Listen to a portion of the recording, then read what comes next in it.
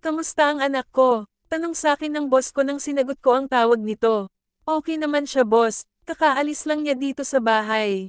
Sagot ko naman, sige, basta sundan mo siya kung saan siya makakarating dahil sa sunod na buwan ay uuwi na kami dyan ng mommy niya. Ani boss, opo boss ako na ang bahala sa kanya. Hindi ko po iwawala ang mga mata ko sa kanya at palagi ko po siyang babantayan.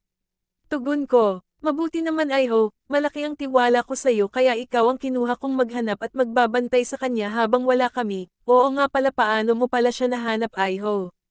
Tanong muli ng boss ko. Sa bar ko po siya nahanap after isang week boss, nung time na ilalabas na siya ng matandang lalaki para dalhin sa hotel ay inunahan ko na ito para ma-rescue siya. At nga pala boss, sinusundan ko siya ngayon ang pagkakaalam ko kasi may pupuntahan ito sa ospital, isa sa mga tumulong sa kanya na nanganak kahapon at need raw operahan dahil may sakit sa puso. Mahabang saad ko dito, magaling ay ho. Saka na tayo mag-usap at siguraduhin kung pagbabayaran ang kumuha sa anak ko at kung bakit ito napunta sa bar. May trabaho pa akong dapat tapusin dito sa kumpanya, ikaw na muna ang bahala sa anak namin, bilin sa akin ng amo kong lalaki. I'm Jack, 25 years old na ako at isa akong tauhan ng tunay na mga magulang ni Binibining Riri or Mariposa dahil iyon ang pinangalan sa kanya ng taong kumuha dito.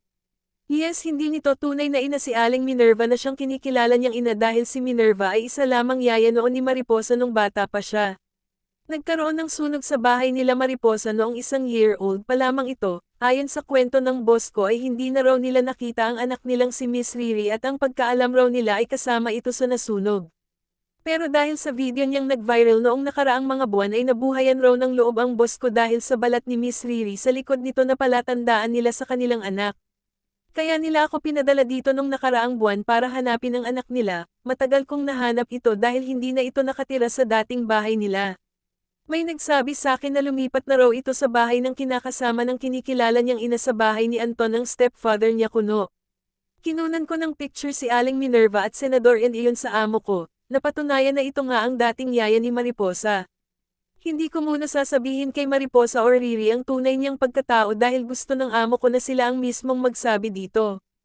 Ang trabaho ko lang ay bantayan ang kanilang nag-iisang anak habang tinatrabaho nila boss ang kumpanya nila at ang paghuli kay Aling Minerva dahil sa pangingidnap nito sa kanilang anak. Hindi ko maitago na sa unang kita ko pa lang sa anak nila ay namangha ako, kahit sa video pa lang nito ay kapanta siya na lalo na at wala siyang suot na kahit ano sa kanyang katawan. Lahat ng lalaki ay pinagpantasyahan siya. Inaamin ko na nagagandahan ako dito pero hindi ako pwedeng magkagusto sa kanya dahil sobrang yaman nito at isa na siyang prinsesa soon. Nakakamuntikan ko nang makalimutan ang trabaho ko, buti na lang at mabilis rin akong natauhan at walang nangyari sa amin. Damn! Bakit ba kasi siya pumasok sa kwarto ko na ganun lang ang suot? Binibining Riri, Mariposa, POV.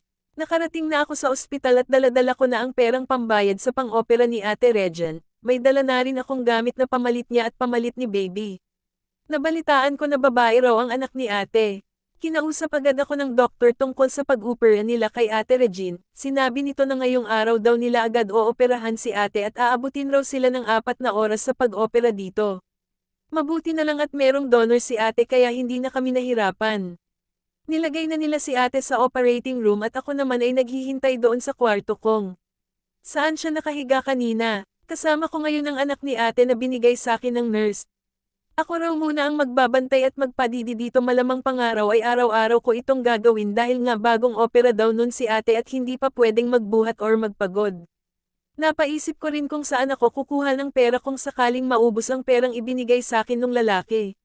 500,000 ang binigay niya sa akin pero 400,000 pa naman ang natira pero mauubos rin naman siya kung panay gastos kami at walang napasok na pera sa amin. Hanggang ngayon napapaisip pa rin ako kung bakit ganon siya kabait sa akin, kung bakit niya ako binigyan ng ganong kalaking pera na wala namang nangyayari sa amin.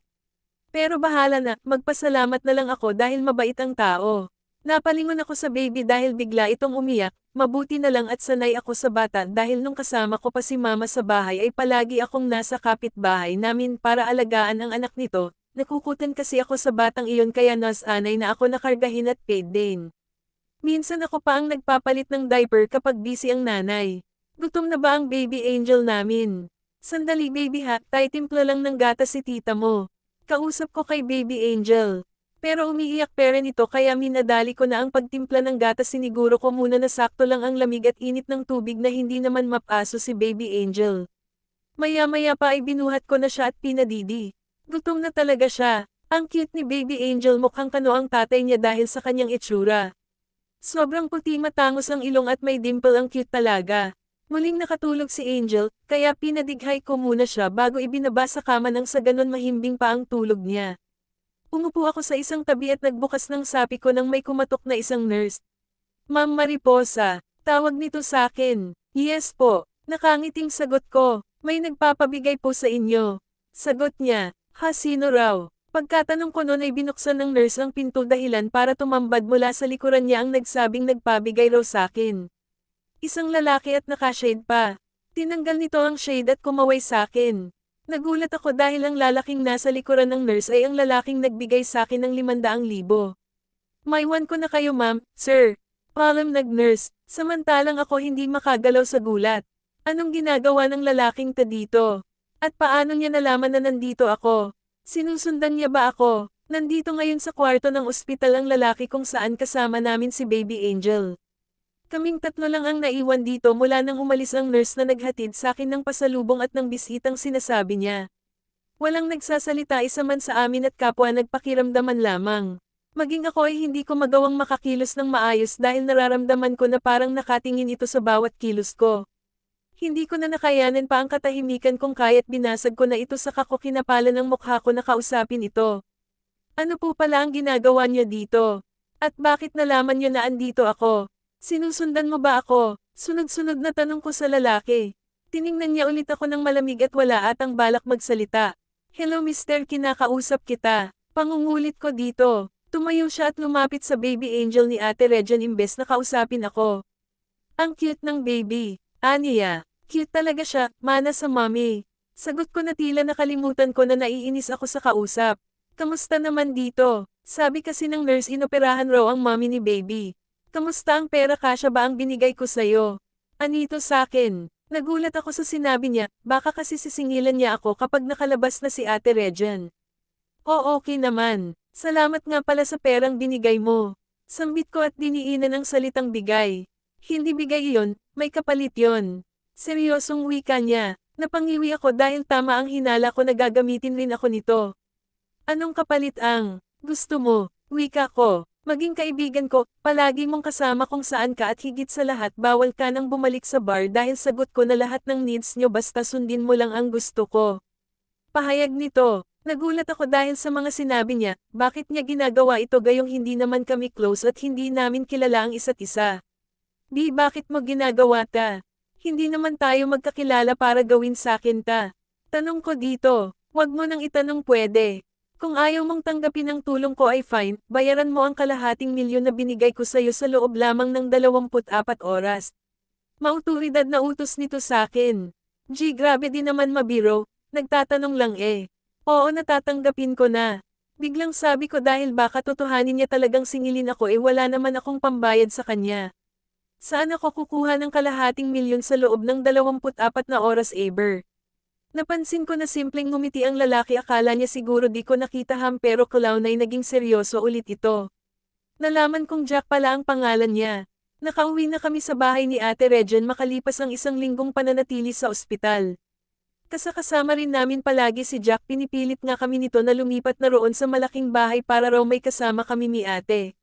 Meron pang ngang sinabi sa akin si Jack na pag-aaralan daw ako nito para matupad ko ang dati kong pangarap na makapagtapos. Kukunan raw niya ako ng private teacher na siyang magpaturo sa akin kahit nasa bahay lang ako. Hindi ko alam kung bakit niya talaga ito ginagawa, hindi ko rin naman ramdam na may masamang kapalit ang tulong na binibigay niya, bukod pa roon hindi ko napapansin na may gusto ito sa akin. Sadyang mabait lang talaga si Jack. Pumayag kami ni Ate Regine at umaalis sa maliit na tirahan niya. Lumipat kami sa malaking bahay ni Jack para doon natitira. Nakakamangha talaga kasi sobrang laki ng bahay at para kang nasa palasyo. Lumipas pa ang mga araw at buwan ay masaya naman kaming naninirahan sa bahay ni Jack until isang araw ay gugulatin na lang ako ng mga pangyayari na hindi ko inaasahan. Mahigit 1 buwan na rin kaming naninirahan dito sa bahay ni Jack. Sa katunayan nga niyan ay hindi kami tinuring na ibang tao maging ng mga maids dahil parang amo kami kung igalang at pagsilbihan nila. Ganon rin si Jack, imbes na siya ang gagalangan namin ay siya pa itong sobra kung silbihan kami. Tinatanong ko siya minsan pero iisa lang naman ang lagi niyang sinasagot sa akin na wala lang daw. Isang araw ay inanyayahan ako ni Jack na magbihis ng formal dahil may importante raw kaming pupuntahan. Tinanong ko siya if kasama si Ate Regen at si Baby pero madiin itong sinabi na kaming dalawa lang. Sa higit isang buwan naming pagtira dito sa bahay ni Jack ay aminin kong nagkaroon na ako ng pagtingin sa kanya pero hindi ko ito pwedeng sabihin sa kanya lalo na at alam niya ang naging trabaho ko. Baka isipin niya na pinipirahan ko lamang siya. Inisip ko na inanyayahan niya akong mag-date kaming dalawa dahilan para kiligin ako ng palihim. Nagpaalam na ako dito at umakyat na sa kwarto ko para magbihis. Ilang saglit pa ay nakapag-ayos na ako. Narating namin ang isang malaking restaurant sa Pilipinas, isa ito sa mga sikat na dayuhin lalo na ng mga mayayaman para kumain. Hindi na ako nagtaka kung bakit dito kami napunta, mayaman si Jack, kaya niyang bayaran ang pagkain na orderin namin dito.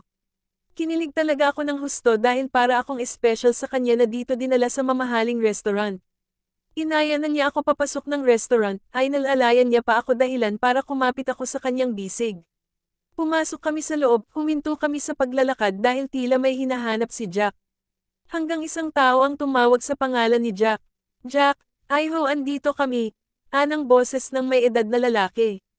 Kumaway naman ang matandang babae na katabi nito sa upuan at makikita mo sa mga mata nilang dalawa ang galit, tuwa at may halong pangungulila. Pagkalapit ko pa lang ay nagulat ako nang bigla akong yakapin ng matandang babae. Iha, sa wakas ay nakita na rin kita. Maluhaluhang sambit ng matanda. Ngumiti akong tumingin dito pagkatapos niyang bumitaw sa pagkayakap sa akin. Inisip ko na ito ang pamilya ni Jack na kailangan igalang. Hello po, ikinagagalak ko pong makilala ang mga magulang ni Jack. Nakangiting turan ko. Nagkatinginan silang tatlo mata sa mata maliban sa akin na hindi mahulaan ang nasa isip nila. Hanggang sa nagsalita na si Jack. Mariposa or binibining Riri, panahon na para makilala mo kung sino ka talaga at kung sino ang mga taong nasa harapan mo. Panimula ni Jack. Ha, sila si Madam Lady Hart Jimenez at Boss Julio Mercedes, sila ang tunay mong mga magulang. Nagulatantang ako sa ipinagtapat ni Jack. Bakit niya nasasabi iyon gayong alam ko kung sino talaga ako maging ang mga magulang ko?